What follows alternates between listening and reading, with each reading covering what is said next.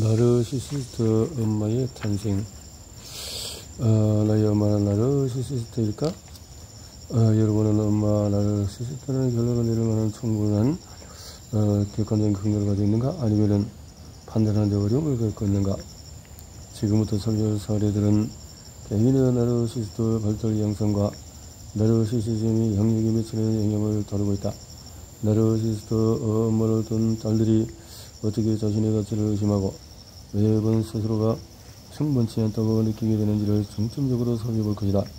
나르시시스트들은 상실을 통해서 타인의 인정을 추구하려는 경향이 있다. 하지만 그것은 결코 마음속 건강함을 채우지 못하는 듯해 보이는데 이유는 탐색하려 한다. 여기에 대해서 나르시시스트 엄마를 둔 딸들은 직업적인 혹은 개인적인 성공 관계없이 스스로를 외면하며 자기 태만, 과잉 경계, 불안, 스트레스에 취약한 내성, 낮은 자존감에 시달린다. 자기의심은 에너지를 소진시키고 삶의 긍정적인 면을 흐릿하게 만든다. 또한 성공의 이유를 자신의 능력이 아니라 다른 환경적인 요인으로 여기도록 만들 수 있다. 자기애성, 성격 장애의 원인과 우리 사회에서 이 장애를 겪는 사람이 증가하는 현상을 이해한다면 나르시시즘이라는 수수께끼를 어느 정도 풀 수가 있을 것이다.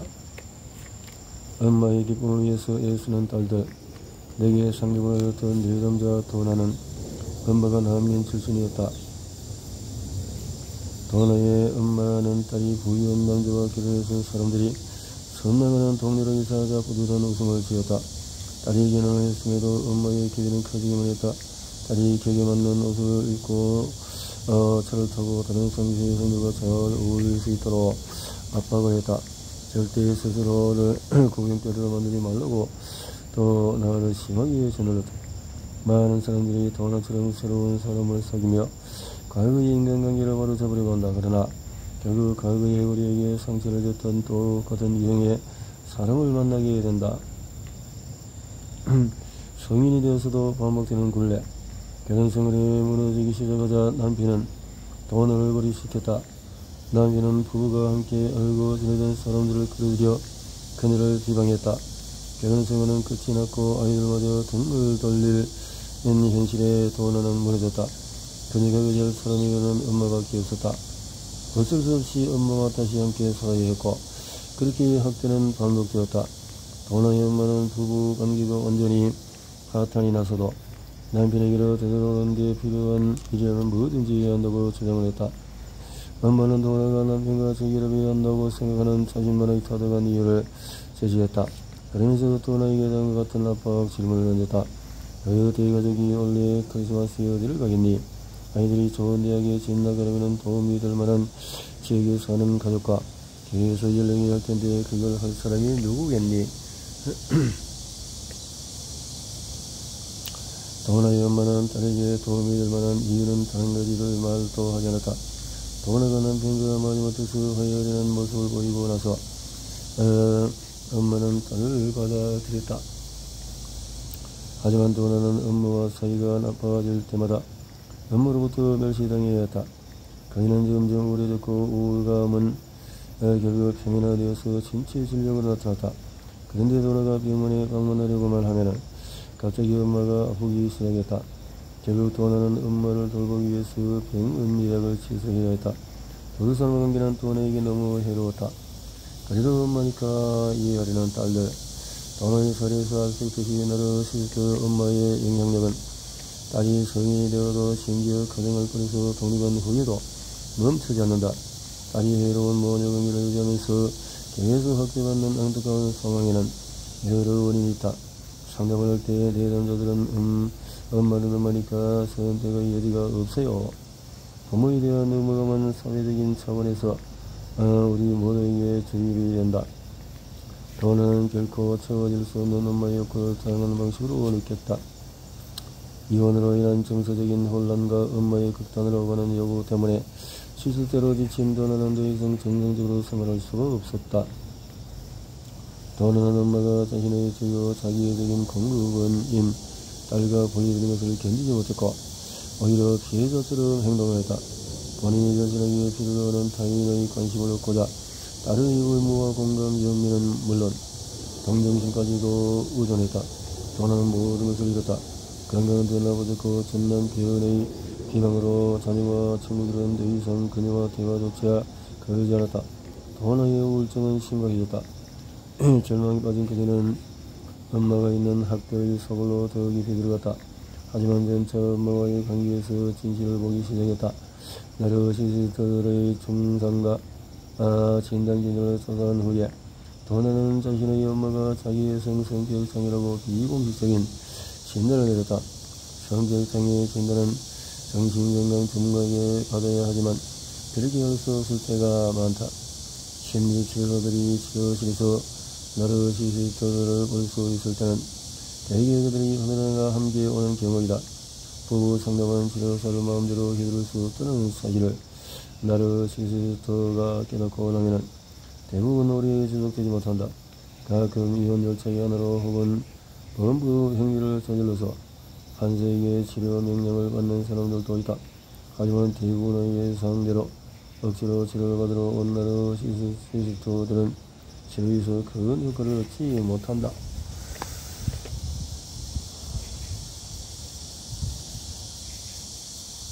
그들은 어떻게 만들어지는가? 자기의 성격 장애가 어떤 식으로 발전하는지 정확하게 알 수는 없다. 하지만 서로 환경과 이론으로 인한 뇌활동 양성이 복합적으로 작용한다. 자녀가 이룬 성취를 본인 자존감의 연료로 때우려는 부모가 과한 칭찬을 할 때 아이에게 성격 장애가 발현되기도 한다. 임상의들은 자기의 성격 장애가 아동기에 겪은 학대와 방치의 결과임을 자주 목격한다. 학대를 당한 아이들은 대개 나는 청년 존재가 아니며 나의 여건은 우선되지 않는다고 믿는다. 성인이 되면서 이들은 과거에 받았던 대우를 과하게 보상받으려 하고 타인의 관심과 인정에 의존해서 그들에게 매력적인 보일 수 있는 자기상을 만들려 한다. 나르시시스트들은 건강하지 않은 폭력적인 관계를 지속한다. 무신경한 양육 환경. 부모가 아이에게 냉담하거나 무관심하면은 아이가 제대로 들을 수 없는 양육 환경이 형성이 된다. 부모로부터 방임된 아이들은 자아정체가 없어 나는 누구인가에 대한 일관적인 믿음과 느낌이 부족할 수가 있다. 부모와 다시 말해서 부모와 아이가 부모의 형제들에게 부모처럼 행동하도록 역할이 역전되는 것이 이루어지는데 양육자에게 스스로 욕구를 채우려는 책임을 더 맡기 때문이다. 부모가 된 아이들은 어린 시절을 잃어버린 셈이며 스스로 버렸다고 느낀다. 성인이 되어도 자아 강도가 약한 경우가 많다. 부모의 방치는 깊은 자기의심으로 이어진다. 집에서 필요한 관심을 받지 못한 아이는 온전함을 느끼고자 타인의 애정과 인정을 추구하게 된다. 과다한 칭찬 또는 응석 받아주기. 아이를 과다하게 칭찬하는 방향의 나르시시즘에서 가장 먼저 떠오르는 예시는 신데렐라의 의붓은 이들이다. 장녀의 엄마는 딸들을 자신의 일부로 여기며 딸들에게 의울이지도 않는 칭찬을 건넸다. 그녀는 딸들에게 가식적인 행동과 더불어 자기 자신만 신경 쓰면 된다고 가르쳤다. 아이들은 가장 먼저 양육자재로 부모를 보고 배운다. 부모가 자녀에게 자기 행동에 책임지는 법이나 특권을 얻는 일의 가치를 가르치지 않으면 어떻게 될까? 타인은 자신보다 소중하지 않은 존재라고 여기는 사람으로 키우는 것이나 마찬가지. 이런 아이들은 성장하면서 다음과 같은 사고방식을 첫째, 의원에 따르지 않는 사람들은 그런 상황을 자초한 것이다. 둘째로 시간을 들여서 만날 가치가 있는 잘 나가는 사람들은 따로 있으며 나머지는 무시해도 된다. 나르시시즘의 이런 경로가 무엇이든 모두 건강능력 부족과 과장된 의식이라는 두 가지 대표적인 특성을 보인다.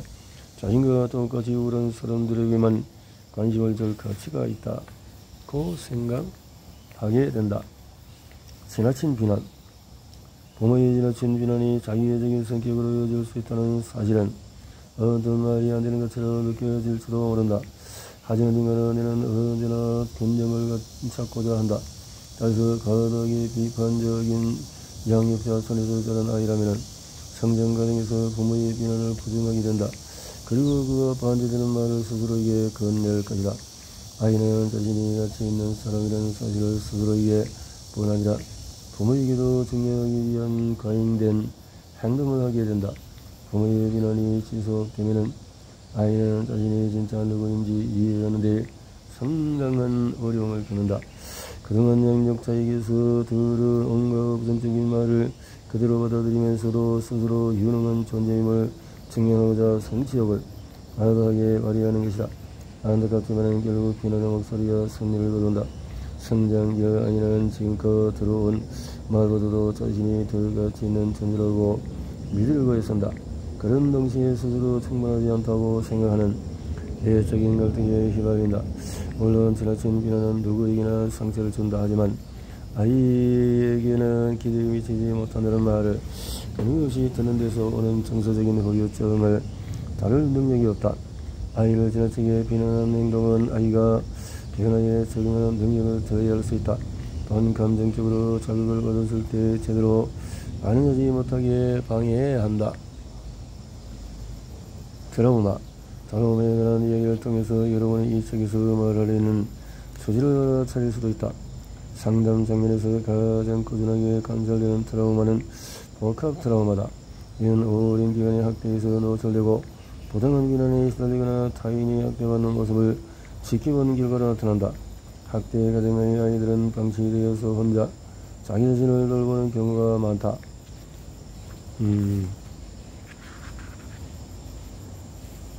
학대는 개인의 자아 존중감을 깎아내린다. 극단적으로 높은 기대치, 극단적으로 높은 기대로 인한 나르시시즘이 지나친 비난에서 비롯된 나르시시즘과 완전히 구별되지 않는다.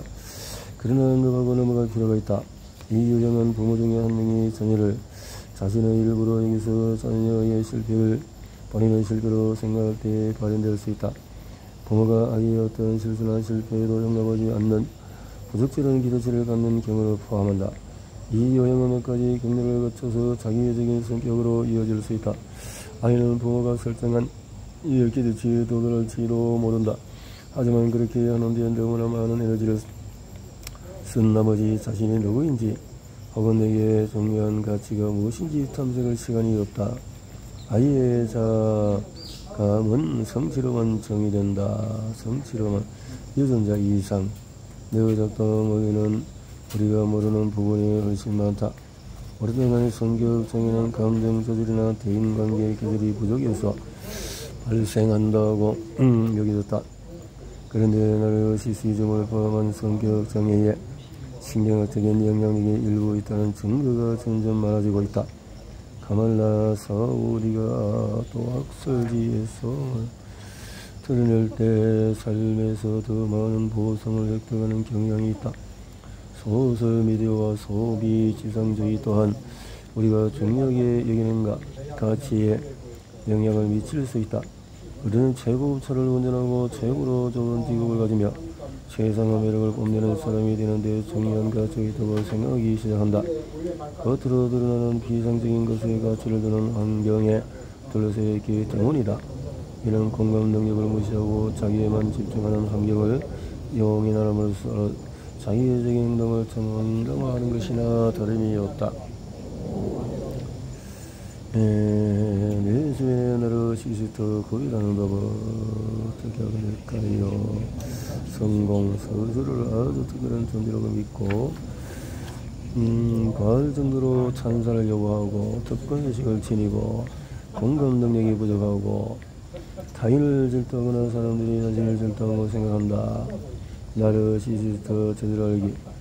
우리 모두에게는 자기애적인 특성이 있다. 그러기 때문에 많은 임상의들이 나르시시즘을 자기의 연속된 선상의 개념으로 본다. 그렇기에 나르시시즘의 특성의 일부만 나타내는 사람들로부터 자기의 성격장애의 모든 특성을 가진 사람들까지 포함한다. 나르시시스트는 기회주의자다. 나르시시스트들은 공감 능력이 부족하고 대인관계에서 적절한 행동을 자주 보인다. 그래서 주위 사람들을 이용해서 본인의 이익을 꾀하는 행동이 아주 자연스럽다.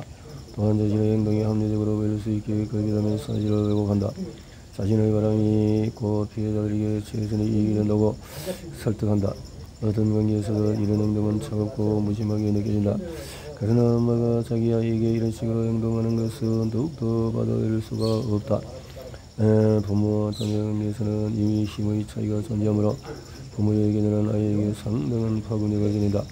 나르시시스트 엄마가 본인의 욕구를 채우기 위해서 아이를 이용한다면 아이의 감정에 공감할 수 없을 것이다. 이런 양식은 나르시시스트 엄마와 딸의 지나친 밀접 관계에서 드러난다. 밀접 관계로 맺어진 엄마와 딸 사이에는 경계가 없다. 경계가 없다. 엄마가 느끼는 감정적인 혼란과 낮은 자존감에 딸에게 심리적인 부담을 주는 식으로 나타난다.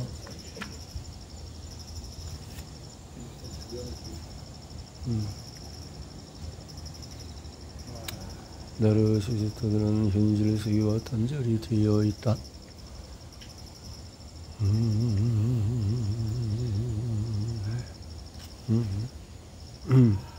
현실 세계와 단절되어 있다. 떠올릴 때에 겉으로 이러한 양성이 파괴적으로 보이지 않을 수도 있고, 하지만 엄마가 이상적인 나라는 환상으로 가는 여행길에 딸을 데려갈 때 문제가 생긴다.